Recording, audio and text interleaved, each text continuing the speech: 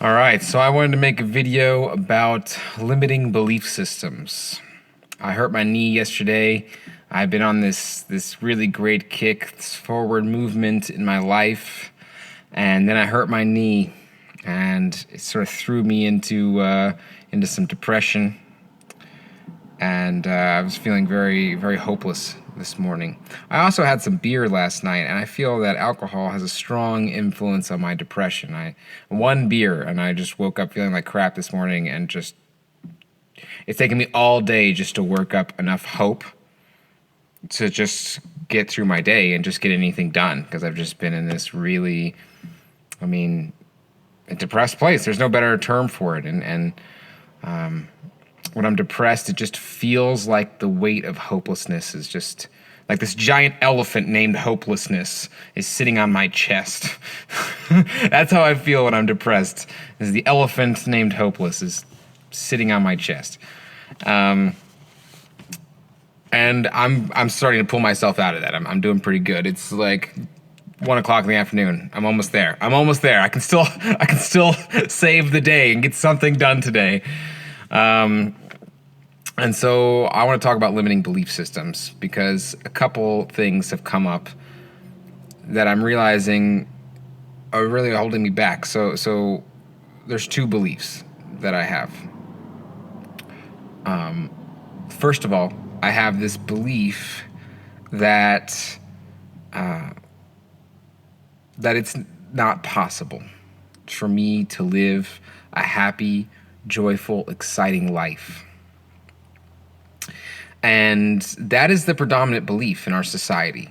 I was just at the grocery store buying a kombucha, and the cashier was going on about how he never gets to do anything he wants in his life. He just does what he has to do. And he was not a very happy person. He was sort of grumpy. He was clearly not enjoying what he was doing. He's an older gentleman. And, I imagined him feeling like his whole life had passed him by. I'm sure he's felt like this for his whole life, or for much of his life. This idea that just he's not in control, that he doesn't have power, that he can't make his life into what he wants it to be. And that's how most people live. That's how most people exist in our society, is they believe that life isn't about being happy or having fun or being fulfilled or living your purpose. Life is just about getting by. And that's the paradigm I was raised in, and that's the paradigm I've lived in most of my life. And breaking free of that paradigm has been very difficult. It's very difficult. It's a daily struggle. And one of the reasons I'm making this YouTube channel is because I want us to help each other to break out of that mindset, this poverty conscious mindset, this victim mindset that we have no power over our lives. We are fucking infinite beings. We have so much power, so much influence over our lives and over our bodies and over our futures. And, I'm 29 years old. I'm not trying to wake up in 30 years, about to turn 60, realizing that I just wasted it. That I just wasted it feeling sorry for myself, that I wasted it disempowering myself. I'm interested in empowering myself. And so I'm trying to break this belief system that it's not possible. That is a limiting belief that is very much holding me back. Another limiting belief that's holding me back is in regards to my physical development. I'm a kinesthetic person. I love movement. I love using my body. I love snowboarding and mountain biking and dancing, and I just want to do more of that stuff. And I want to become skilled at some of those things. I want to really push myself and see how far I can take this body, see what I can do with it. And I feel like there's this ticking time bomb. There's this belief system, this belief that I have to have that done, that I have to do it, because at some point around the age of 40, it's all going to be downhill, right? I'm not going to be able to do anything physical after that. At some point, there is a very real aspect that at some point in life it becomes less about improvement with your physical performance and more about maintenance. That is very real, and that's just a normal part of aging. And where that line is when you cross it is certainly up for debate, and it's certainly different from person to person. And so I've been feeling this great stress and anxiety lately based on this belief system I have. that, somewhere around the age of 40, it's just going to be downhill, and I got to do anything that I want to do physically in the next decade of my life. And here I am, 29, still managing chronic knee issues that keep me from being able to do the things I want to do. And so there's a sense of panic that I'm not going to, that by the time I finally get my body to where I want it to be, I'll have like a couple years before it's just maintenance, before it's all downhill again, and I'm right back where I am today. And that's a really negative belief system. It's sort of it's sort of that victim, powerless mentality. It's this belief that there's no point in me trying because it's inevitably going to backfire anyways. It's inevitably going to end, so why even start?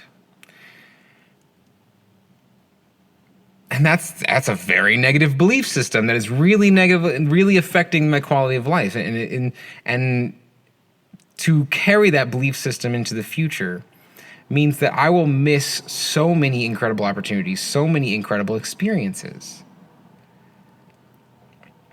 And I can point to very real examples of people who are clearly doing amazing physical things late into their age. I've met a couple at a fruit festival who were in their 60s and ran around the entire coast of Australia one year. And they ran a marathon every day in their 60s around the coast of Australia. I'm really inspired by the strength and conditioning coach, Steve Maxwell. He's in his 60s, and he's doing incredible stuff. I'm really inspired by Scott Sonnen. I think Scott Sonnen's like in his early 50s, maybe late 40s. The guy moves like he's in his early 20s. It's incredible what he does. And then there's the Iceman, Wim Hof. How old's Wim Hof? I mean, he's probably in his 50s, and he's climbing mountains in his underwear, all right?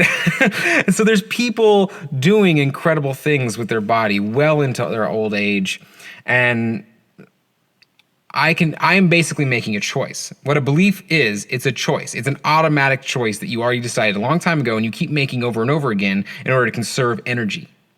And you got to break that habit. You got to break that conditioning and create a new conditioning, a new choice. I can choose to believe that I'm not going to heal. I can choose to believe that if I do heal, it's inevitable that I'm just going to end up right back where I am because, everything is temporary. I can focus on that negativity. I can choose to focus on that negativity, or I can choose to focus on the infinite potential that I have as an individual. I could choose to focus on all these incredible examples of profound healing that people have experienced. I can choose to focus on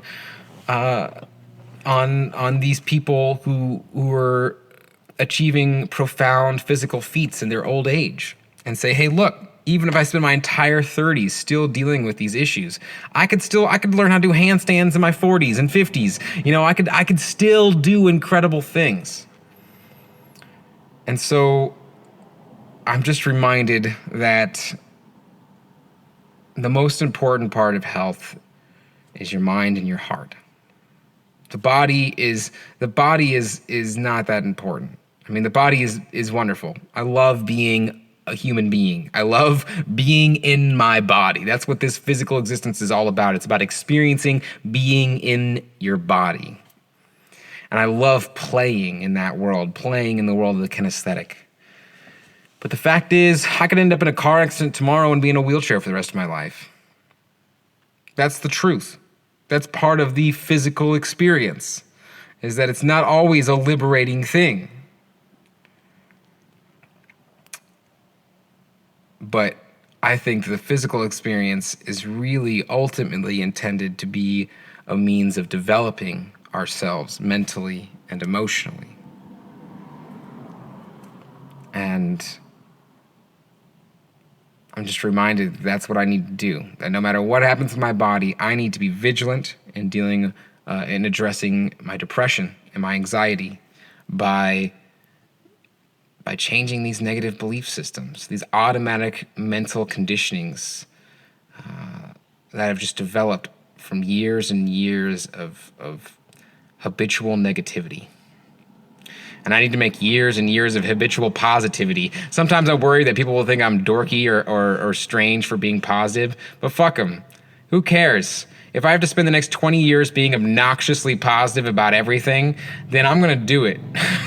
If that's what it takes to reach some sort of equilibrium, to retrain my brain, to stop automatically going for the negative and start automatically going to the positive, if it takes just being annoyingly happy all the time and ignorantly positive, blissfully ignorant, right? I think that's worth it. I think it's worth it if it means I get to reprogram my brain and heal my body and wake up every morning with a smile on my face. So the takeaways from this video are: 1, look at your belief systems and see how they're impacting the quality of your life. 2, imagine what would happen with those belief systems if you don't change them. What's your life going to be like in 10, 15, 20 years if you keep living on these negative belief systems? And 3, don't drink beer. Beer sucks, at least for me. It makes me depressed. All right, thanks for watching. I do own more than just this shirt. This is not the only shirt I own. I know I'm usually wearing it in my videos. It's got some nice color. And this is my new Subaru. It's not really new, it's a 98, but it's new to me. All right, thanks for watching.